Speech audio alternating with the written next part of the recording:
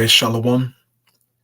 I want to start off as always by giving all praises and glory unto Yahweh, Bahashim Yahushai, Bahashim Racha HaKodash, double honors unto the apostles, the elders, and the bishops of Great Millstone. I want to send much love unto the brothers out there doing his work in truth and sincerity. And I also want to send peace and blessings unto the believers of the hopeful elect. And in this lesson, I want to get into a little bit of history about Gad and Reuben, so-called Native American Indians, Seminole Indians, and what happened unto them when Esau came to North America, the so-called Christian Puritans, and just the wickedness that they did unto the tribes to get them to relocate from the places that they were, but ultimately take this land as a hold by wicked means and through his wicked policies. All right. This is some history that most Edomites don't want to touch, especially these Christian Edomites. They don't want to deal with it because they know in their heart of hearts that they're guilty. All right. And that this land that they have possessed is stolen land. Right. And that they're guilty of bloodshed. Okay. But it was prophesied in the scriptures for Esau to do what he did by taking his landmass and creating Babylon the Great. But it was to his detriment and to his downfall. All right. And so I just wanted to touch on a few things here, man, get into a few precepts, and then I'll close out. All right. So first thing I have pulled up here is the Indian Removal Act of 1830. Now, this act was signed in 1830, but they started to relocate the tribes starting at around 1815. Okay. But this actual act or this bill was signed in 1813 by President Andrew Jackson. So I'm going to read this small portion here, and then I'll move on to my next document. So as you can see, it says, the Indian Removal Act of 1830 was a law that allowed President Andrew Jackson to negotiate treaties with Native American tribes to relocate them from their homelands in existing states and territories to unsettled lands west of the Mississippi River. Now, the first thing that I wanted to say is that Andrew Jackson, he is known as the Indian Killer. All right. That is his epithet. That's his title. He's a president known for pretty much bringing hell upon the tribes, right? Now, also keep in mind, these Edomites were self-proclaimed Christians, right? These were so-called God-fearing Puritan Christians who forced and relocated the tribes from their homelands until west of the Mississippi River. Now, Esau had the Bible, right? They had possession of the Bible. And in the Holy Scriptures, it tells you what? This is Deuteronomy chapter 27 and 17. It says, cursed be he that removeth his neighbor's landmark, and all the people shall say amen. So Esau had the Bible. I'm pretty sure he knew of this precept, but yet he still did what he did. But see, here's the kicker. Esau didn't consider the tribes to be Christian or to even to be human, okay? They looked at them as savages and heathens, right?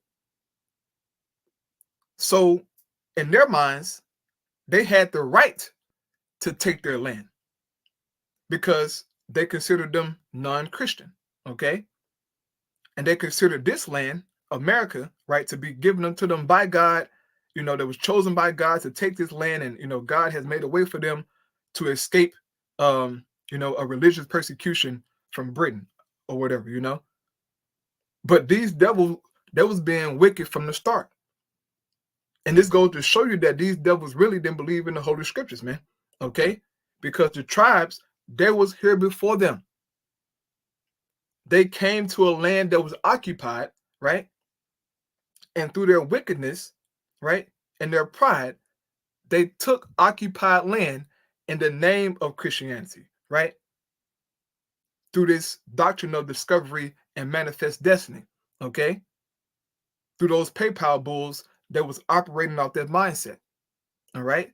So it says, the act was signed into law on May 28, 1830. Some of the consequences of the act include the Trail of Tears, right? And I'm sure brothers and sisters out there have heard about the Trail of Tears, right? It says the forced relocation of the Cherokees in 1830 and 1839, which resulted in the deaths of around 4,000 Cherokees. Now, it was way more than this, okay? I have another document showing you that it was more than the Cherokees Indians, okay? It was a few tribes of so-called Indians that they relocated, and pretty much they caused the unaliving of, right? It says reduced holdings. The frontier was pushed westward, which further reduced the relocated tribes' holdings, right? They made them so-called agree to sign this treaty and to go west of the Mississippi River, but yet this devil, he kept pushing west and gaining more and more land. And the land that he so-called allowed them to have, he took that from them and pretty much pushed them into the reservations, right?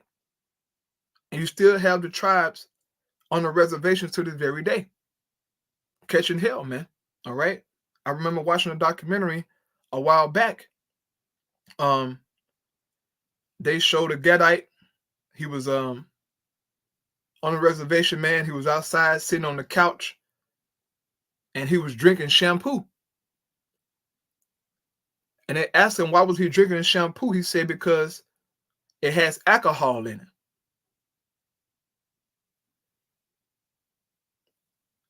This devil has to pay, man.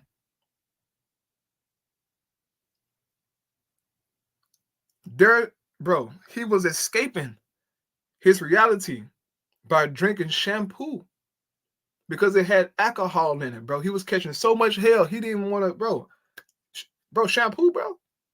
Who the hell drinks shampoo, bro? But that's how much hell they was catching, right? That he was catching, man. That he was drinking shampoo, bro. All right? This man got to pay. It says incentives. The act included financial and material assistance as well as protection from the United States government. Man, get the hell out of here.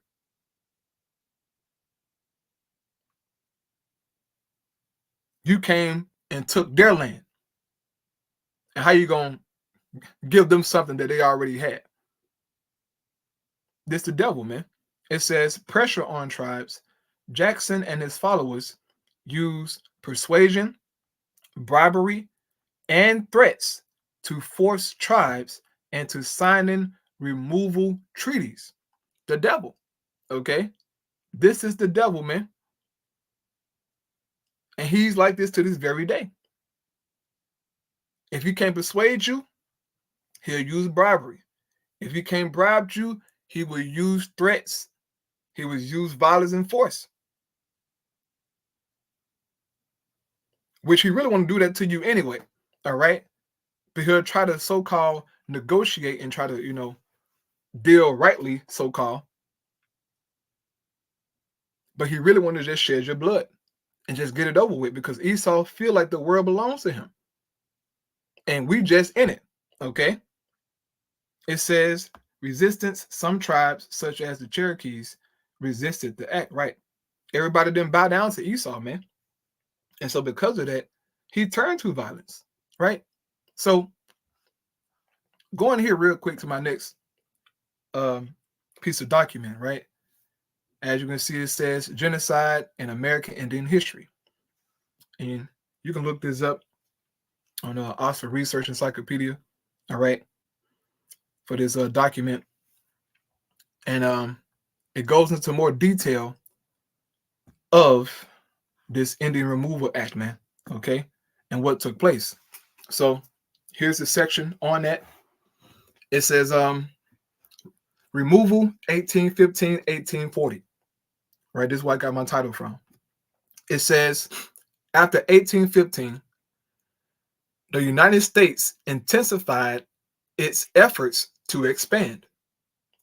To do so, it adopted a policy formally institutionalized through the Indian Removal Act of 1830 of removing all Indians living east of the Mississippi River to Indian Territory, the modern states of Kansas and Oklahoma.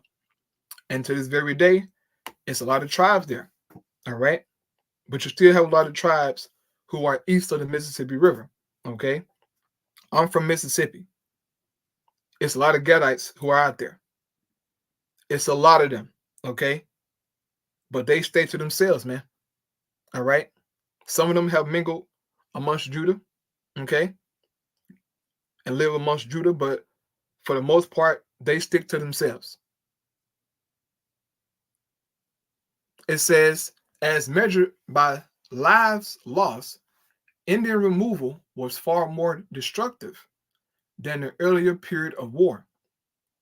Consider the three largest Indian nations east of the Mississippi: the Choctaws, Creeks, and Cherokees, each with approximately 20,000 people.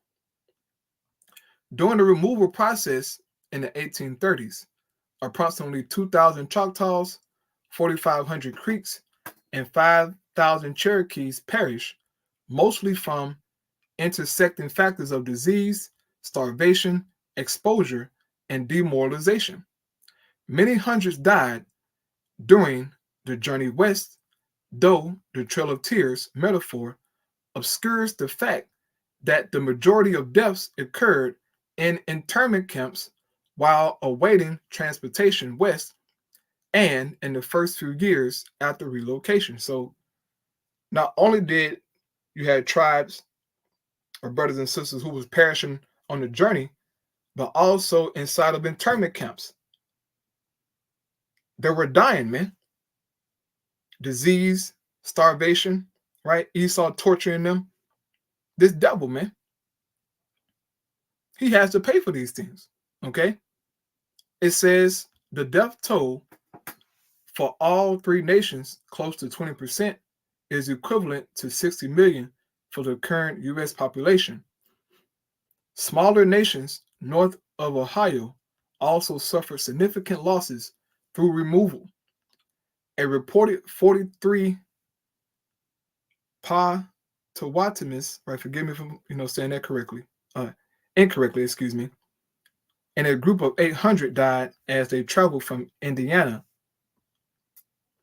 to Kansas, while 60 Wyandots, mostly young children, and a group of 700 died from disease shortly after their arrival in the West. It says, to secure Indians' compliance to relocate, the federal government depended on threats, as Esau do. They use threats and violence to get what they want, which leads to my next precept here inside of Micah, man. Okay, this is Micah chapter 2 in the NLT Bible. It says, what sorrows await you who lie awake at night, thinking up evil plans? You rise at dawn and hurry to carry them out, simply because you have the power to do so, right? And Esau has the power right now to execute his evil plans and the wickedness that he has in store, right? It says, when you want a piece of land, you find a way to seize it, just as he did with the tribes, man. They plotted, they schemed on how to get this land and how to seize his land. And they did that, right? It says, when you want someone's house, you take it by fraud and violence. The article said that, man.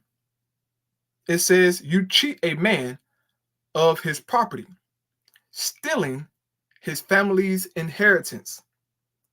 This is what we're reading, man. Okay? It says to secure Indians' compliance to relocate, the federal government, right? The federal government depended on threats. One was the withdrawal of federal protection, thus making Indians subject to state legal regimes that would leave them vulnerable to settler encroachment and eventual disposition. U.S. officials also routinely informed Indians that the government would employ violence if they refused to immigrate, a threat that invoked an earlier history of war. When Indians did refuse, officials made good on their word, authorizing war against Sioux and Foxes in the Black Hawk War, 1832, and Seminoles in the Second Seminole War, 1836-1842.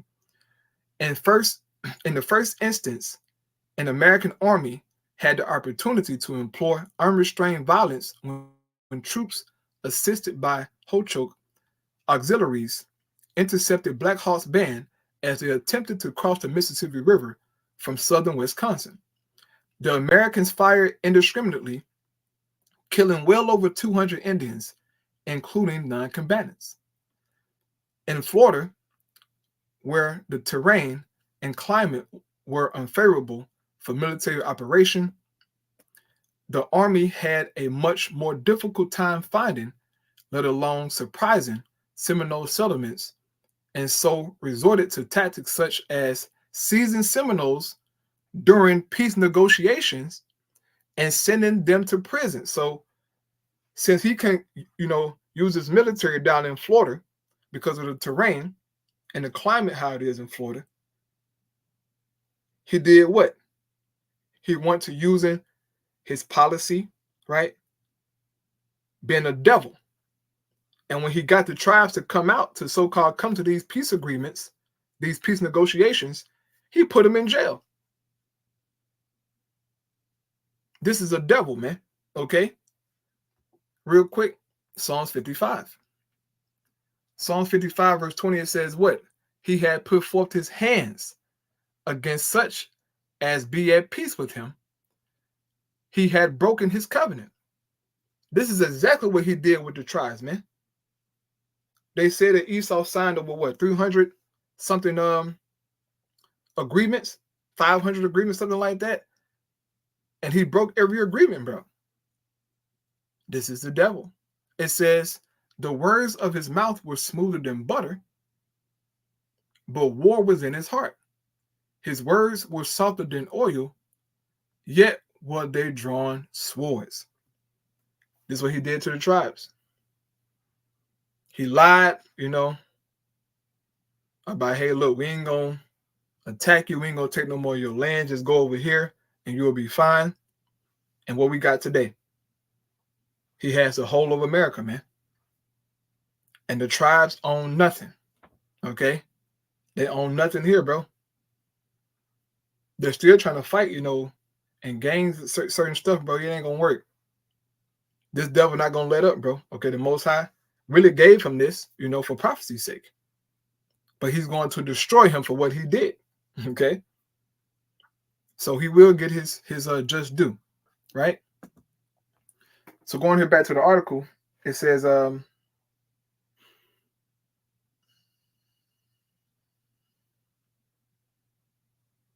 was it?